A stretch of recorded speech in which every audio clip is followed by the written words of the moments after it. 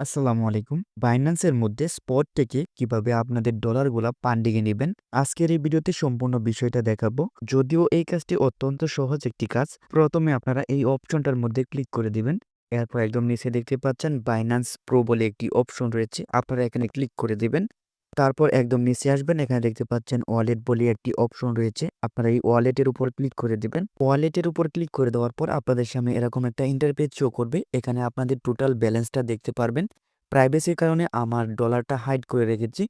তো তারপর এখান থেকে আপনারা স্পট এখানে ক্লিক করে দিবেন। একদম নিচে আসবেন। নিচে আসার পর এখান থেকে আপনাদের যে টোকেনগুলো রয়েছে, মানে আপনাদের যে ক্রিপ্টোগুলো রয়েছে সেগুলো এখান থেকে দেখতে পারবেন। এখন আপনারা কোন টোকেনটাকে ফান্ডিংয়ে নিতে চাচ্ছেন সেটা সিলেক্ট করে দিবেন।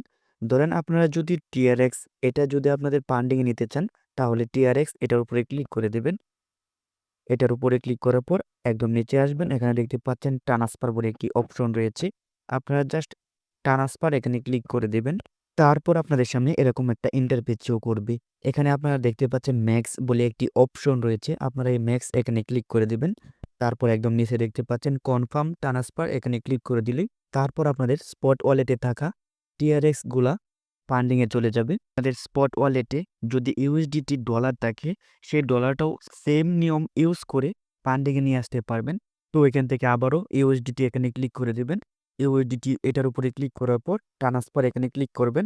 তারপর ম্যাক্স এখানে ক্লিক করবেন। তারপর কনফার্ম ট্রান্সফার এখানে ক্লিক করে দিলেই তারপর আপনাদের স্পট ওয়ালেটে থাকা ডলারগুলা ফান্ডিংয়ে চলে যাবে। সো তাহলে আশা করি আপনারা কিভাবে স্পট ওয়ালেট থেকে ফান্ডিংয়ে ডলারগুলো ট্রান্সফার করবেন সেই বিষয়টা বুঝতে পেরেছেন।